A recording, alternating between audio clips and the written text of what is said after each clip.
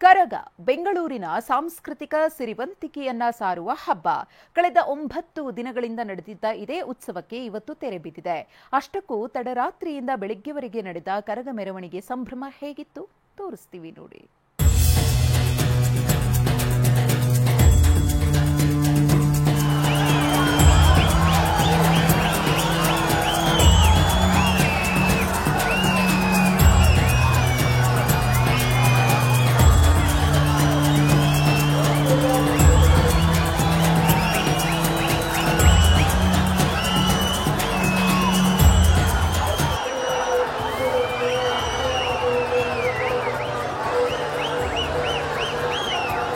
ದ್ರೌಪದಿಯಮ್ಮನ ಕರಗಕ್ಕೆ ಹುಣ್ಣಿಮೆ ಚಂದಿರನ ಬೆಳದಿಂಗಳ ಅಭಿಷೇಕ. ಐತಿಹಾಸಿಕ ಶಕ್ತ್ಯೋತ್ಸವಕ್ಕೆ ವರುಣನಿಂದಲೂ ತುಂತುರು ಹನಿಯ ಸಿಂಚನ. ದಾರಿಯುದ್ದಕ್ಕೂ ಲಕ್ಷ ಲಕ್ಷ ಭಕ್ತರ ಸಂಗಮ. ಈ ಎಲ್ಲ ದೃಶ್ಯ ವೈಭವದ ನಡುವೆ ತಡರಾತ್ರಿ ಧರ್ಮರಾಯ ಸ್ವಾಮಿ ದೇಗುಲದಿಂದ ಹೊರಟಿದ್ದ ಕರಗ ಅಣ್ಣಮ್ಮನ ಸನ್ನಿಧಾನ ಸೇರಿದ್ದು ಇಂದು ಬೆಳಗ್ಗೆ.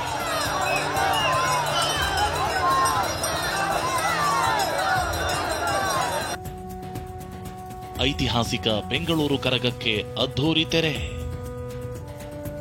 ತಡರಾತ್ರಿಯಿಂದ ಬೆಳಗಿನವರೆಗೂ ಮೆರವಣಿಗೆ.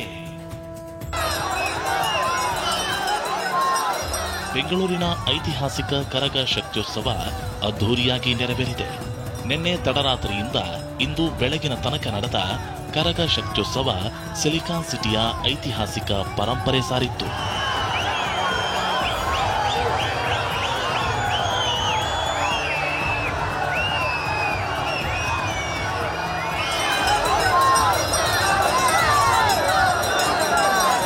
ಗೋವಿಂದ ಗೋವಿಂದ ಅಂತ ಭಕ್ತರ ಜೈಘೋಷ. ಕೈಯಲ್ಲಿ ಕತ್ತಿ ಹಿಡಿದು ಹೆಜ್ಜೆ ಹಾಕೋ ವೀರಕುಮಾರರು. ಇದರ ನಡುವೆ ತುಂತುರು ಮಳೆ. ಇದರ ಜೊತೆಯಲ್ಲೇ ಕರಗ ಸಾಗಿತ್ತು. ಕಳೆದ 9 ದಿನಗಳಿಂದಲೂ ಕರಗ ಉತ್ಸವದ ವಿವಿಧ ಪೂಜೆ ಪುನಸ್ಕಾರ ನೆರವೇರಿದವು. ನಿನ್ನೆ ಮಧ್ಯರಾತ್ರಿ 12:30ಕ್ಕೆ ಶಕ್ತ್ಯೋತ್ಸವ ಆರಂಭ ಆಗಬೇಕಿತ್ತು. ಆದರೆ ಅನುದಾನ ಜಟಾಪಟಿ, ಮಳೆ ಕಾರಣಕ್ಕೆ ಸಿದ್ಧತೆ ತಡವಾಗಿದ್ದರಿಂದ ತಡರಾತ್ರಿ 3 ಗಂಟೆ ವೇಳೆಗೆ ಪೂಜೆ ಶಾಸ್ತ್ರಗಳನ್ನ ಮುಗಿಸಿ ಧರ್ಮರಾಯ ಸ್ವಾಮಿ ದೇಗುಲದಿಂದ ಕರಗ ಹೊರಟಿತ್ತು.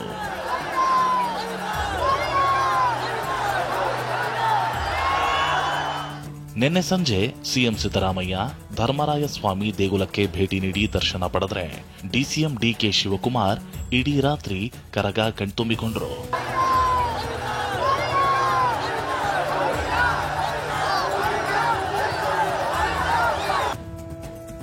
ಮುಸ್ತಾನ್ ಸಾಬ್ ದರ್ಗಾದಲ್ಲಿ ಕರಗದ ದೃಷ್ಟಿ ತೆಗೆಯೋ ಪೂಜೆ. ತಡರಾತ್ರಿ ಮುತ್ಯಾಲಮ್ಮನ ಗುಡಿಗೆ ಪೂಜೆ ಸಲ್ಲಿಸಿ ರಥ ಎಳೆದ ಬಳಿಕ ಆರಂಭವಾದಂತಹ ಕರಗ ಬೆಳಗ್ಗೆ 8 ಗಂಟೆ ತನಕ ರಾಜಧಾನಿಯ ರಾಜಬೀದಿಗಳಲ್ಲಿ ಸಂಚರಿಸಿತು.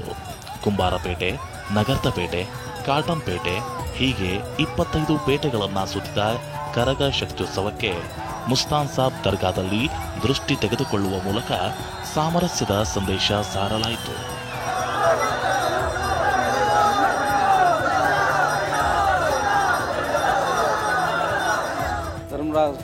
ಕರಗ ಅಂದರೆ ಇಲ್ಲಿ ಮಸ್ತಾನ್ ಸಾಬ್ ದರ್ಗಾಗೆ ಬಂದೇ ಹೋಗುತ್ತೆ ಅಂತ ಅದು ನಾವು ಹುಟ್ಟಿದಾಗಿಂದ ನಾವು ಕೇಳ್ತಾ ಇದ್ದೀವಿ, ನಾವು ನೋಡ್ತಾನೂ ಇದ್ದೀವಿ. ಅದು ಒಂದು ಪ್ರೀತಿ. ಅದು ಹಾರ ಹಾಕಿ ಅವ್ರಿಗೆ ಡಿಸ್ಟ್ರಿ ತೆಗಿತೀವಿ ನಾವು. ಆಮೇಲೆ ಅವ್ರು 3 ಸುತ್ತಾಕ್ತಾರೆ. ಆಮೇಲೆ ಅವ್ರು ನಮಗೆ ನಿಂಬೆಹಣ್ಣು ಕೊಡ್ತಾರೆ, ನಾವು ಅವ್ರಿಗೆ ನಿಂಬೆಹಣ್ಣು ಕೊಡ್ತೀವಿ. ಅದು ನಮ್ಗೆ ಒಂದು ಪ್ರೀತಿ. ಹೀಗೆ ಬೆಳಗಿನ ಜಾವದವರೆಗೂ 25 ಪೇಟೆ ಸುತ್ತಿದ ಕರಗ ಬೆಳಗ್ಗೆ ನಗರ ದೇವತೆ ಅಣ್ಣಮ್ಮನ ದೇಗುಲ ತಲುಪಿ ಪೂಜೆ ಪಡೆಯಿತು.